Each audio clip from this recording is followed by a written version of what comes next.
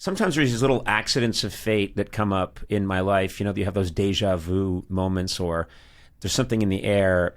Yesterday, my wife has no idea that you're coming on the show, none at all. And we were trying to think of a funny, really great funny movie to show my son, and who's 16. And we're constantly trying to think of, you've probably had this where you want to watch a good movie, you want to show someone a good movie, and you're faced with all the movies in the world, and you're trying to think of what's the funny one. And my wife and I we've shown him so many good movies, and then my wife, out of the blue, just said, Bottle Rocket.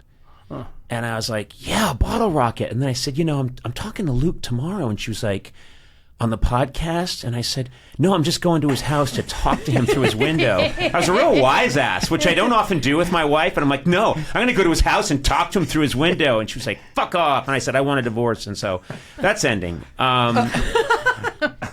But we brought up Bottle Rocket yesterday, and then I realized that's the first time I heard of you, Owen, Wes, Anderson, was I think in, would have been 96 or 95, when my late night show was still really new. There was this movie everyone was talking about, Bottle Rocket, and that's kind of, I mean, I knew you guys were making shorts before that, but this was your first. Yeah, that was the first movie we made, Bottle Rocket. And yeah, I think we might have made it in about 94, 95, and then they wanted to sit on it for a year because they could feel that it was such a groundbreaking film. And it was really going to take the town by storm. But no, I think it wound up coming out in about 97. But yeah, that would have been when I first met you. Yeah, and I know that I wasn't sure. Did you come on the show then for Bottle Rocket? I know that Owen did, and I remember thinking, does this guy have a brother I would prefer? Is there an alternate? Is there a younger, preferable brother? And sure enough, because you ended up, you and I, you've been on the show a lot, and I've always clicked with you, but that's the first time I saw you guys, which is in that movie, which I really loved. And then another thing that's been in the atmosphere lately is James Caan just passed, and he's in that movie, and he's terrific. Because I saw him, I mean, how amazing that you're these two young guys, these punks who make this movie, and you got the great James Caan to be in it. Yeah, he was so great on that movie, and I think probably what got him into it was the fact that James L. Brooks was producing it. Right. Because it was Wes Anderson, and then Owen and Andrew and myself, and I think he probably would have just done it on the strength of James L. Brooks. I don't know that the script maybe would have appealed to him that much, but he couldn't have been nicer. I actually went to the in Santa Monica, they were showing The Wild Bunch last night on 70 millimeter, and went to see it.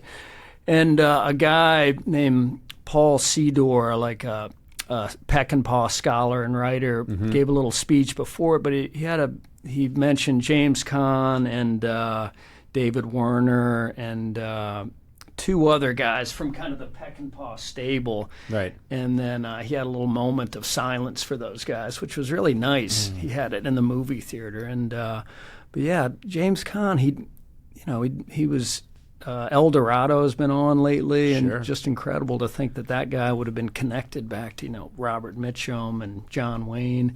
And he couldn't have been nicer to us on the movie. I think there were definitely, when he died, I was kind of talking with Owen about it, just saying those first couple of days, you could definitely see in his eyes, like, okay, well, what am I doing here? I'm in a trailer in a parking lot in Dallas. These guys are very odd.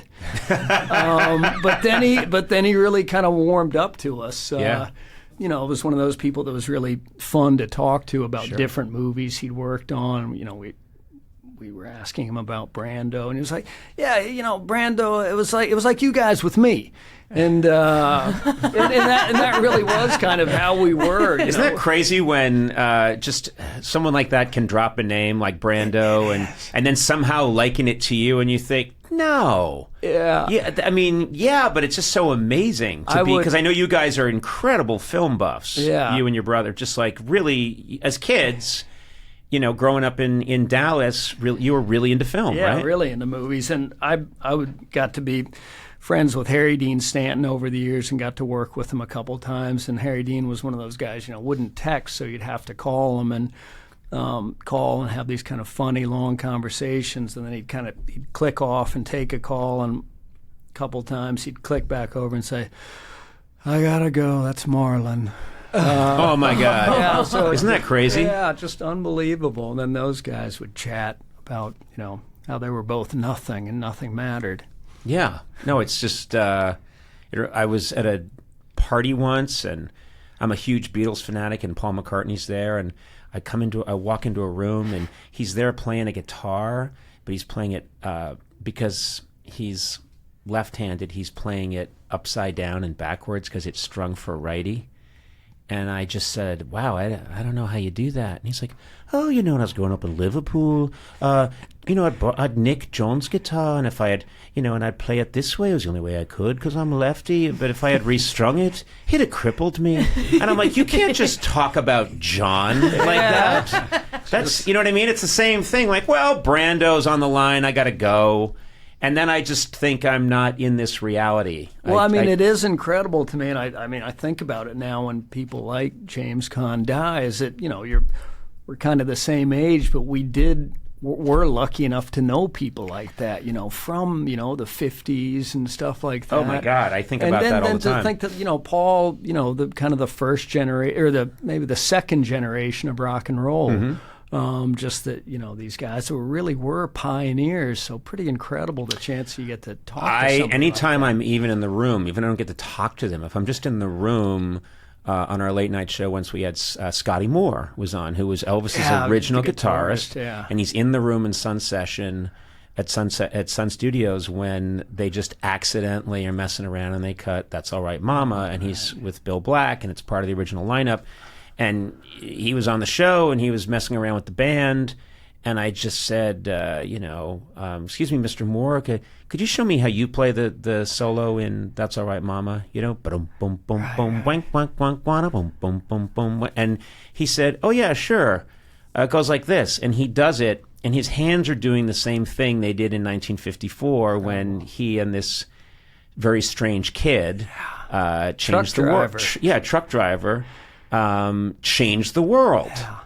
And I always have the same feeling, which is I don't deserve to be here seeing this, It's just an immediate, but then I think, well, just be here. Shut up, take those negative thoughts away and just be here. Yeah, I got to one time know the guy, Steve Wertheimer, that runs the Continental Club in Austin, mm-hmm. that little tiny kind of famous blues club. And I'd run into him, and he'd said that James Burton was going to be doing a little sound check one afternoon, so got to go listen to like an hour and a half sound check. And it was just kind of the same thing to think about. He was kind of the next iteration of Scotty Moore. Yeah, he's Elvis's guitar player in the sort of the Vegas years. Right, and then played with Ricky Nelson and all those guys. And did you read the Gourley book about Sam Phillips? You must have read that. Yes, I did. And in fact, I saw you do that great interview with you and Peter Gourley, where you were so funny. You were like kind of an incorrigible student, where